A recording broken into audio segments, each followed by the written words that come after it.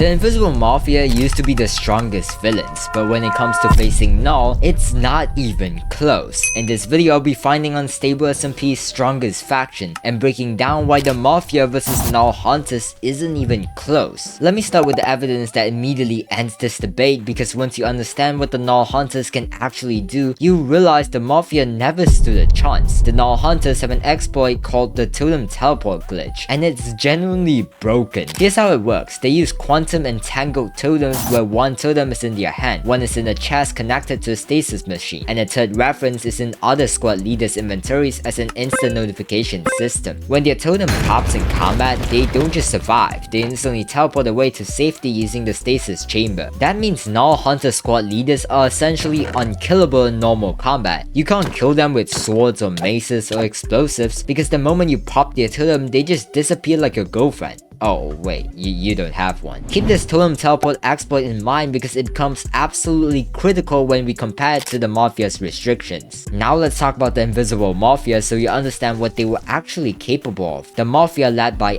Swag was literally the biggest faction the server had ever seen, with hundreds of thousands of members. They had a proper system with Diamond tier at the top who all had maces except FlameFrags, then Gold, Iron, Copper, and Trimless players ranked by their armor trims. The Mafia conquered the End Civilization, the Farlands, Skyblock Civilization, Square Civilization. They built a massive spawn prison. They controlled the majority of the server's resources. These weren't just random players causing chaos, this was an organized empire that dominated Season 1 through sheer numbers and fear. Diamond tier players like Clownpierce and Furry MC led civilization destruction across the entire server. That's the level of power the Mafia operated at. But here's where things get interesting, and this is what most people miss when they argue the Mafia would win. The Mafia had strict rules that created massive combat disadvantages, and the biggest one was this: members can't carry totems because if a totem pops, it will reveal their identity, and they'd be instantly killed by the stasis chamber system. Think about what that means for a second. Every Mafia member fights without totems, without that extra life, without any safety net. Meanwhile, the Null Hunters not only can use totems, they have an exploit that makes their totems teleport them to safety when they're popped. The Mafia fights with zero totems, Null fights with teleporting totems. That's like putting a baby up against Prime Muhammad Ali.